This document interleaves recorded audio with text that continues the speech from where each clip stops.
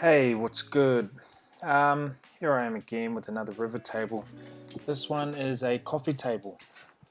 A few things different in this one, just little things here and there that I've done differently from my first table. They made things easier. But here I made a template just out of some scrap wood. I got this idea from Cam Anderson over at Blacktail Studio, so it worked a treat actually, so that was good.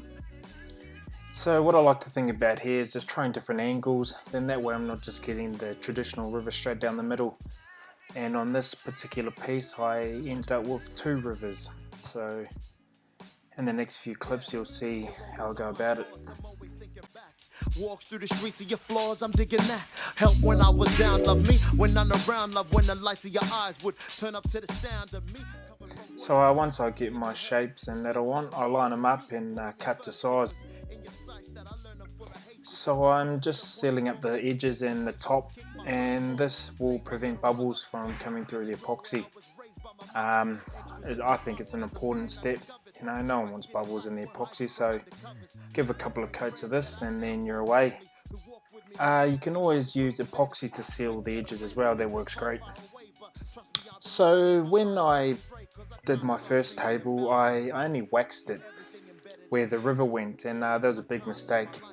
A large chunk of the melamine got stuck to the bottom of that table, so on this one I took precautions and I laid some sheathing tape down.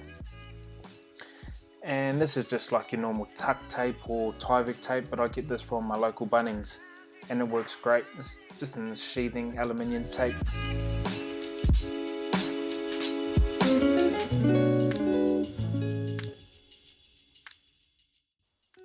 So on my forms I like to seal the inside and the outside of the corners. That'll just prevent any leaks going through and just making sure of it really.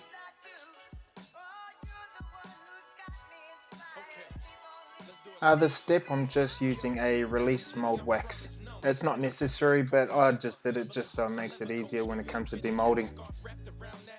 So the epoxy I use is platinum, and I get it from my local store, DIY Composites in Brisbane here in Australia. And the pigments I use are black diamond.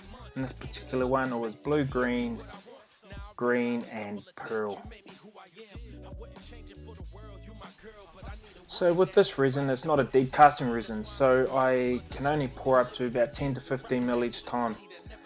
So with this particular job I did it in 3 sessions, which is fine. It works great just like any other deep casting resin or whatnot.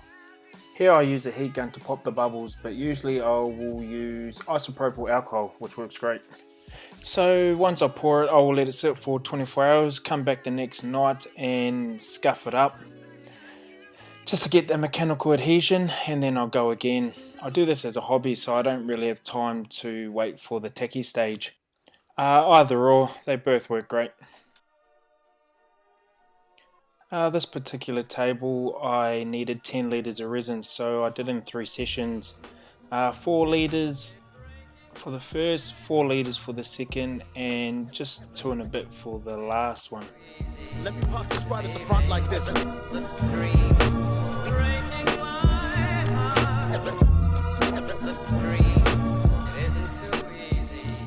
This part here, you'll see how easy it was taking it out of the mould, just purely because I had waxed the tape and even used the tape. So moving forward I'll be doing that from now on. Yeah, no one likes chiseling melamine off the bottom of the table, so if I can avoid that, happy days.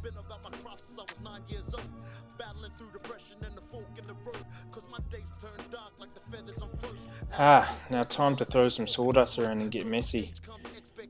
As you can see, I get the router sled out and start sledding away.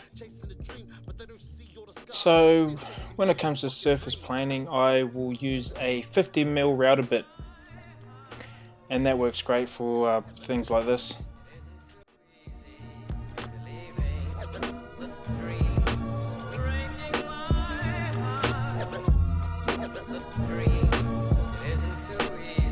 Yeah, I remember couch jumping, trying to save up something. When I was on a budget, dessert was $1 custard.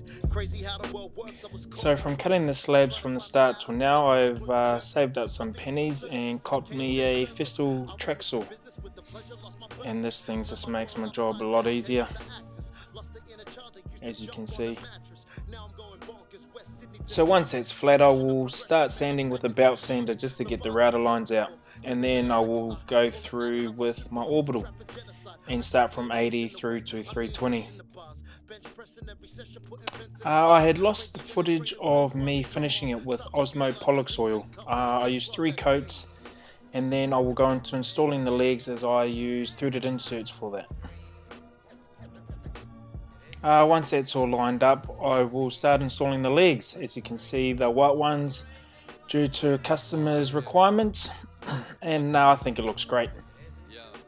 Gives it a nice beachy look, so it will fit in with the customer's decor who lives on the Gold Coast. So yeah, that's the build for this coffee table. I will be doing these as I will be doing new projects, but if you like what you see, hit subscribe, and thanks. Also join me over on Instagram and Facebook at Slick Tables. Cheers.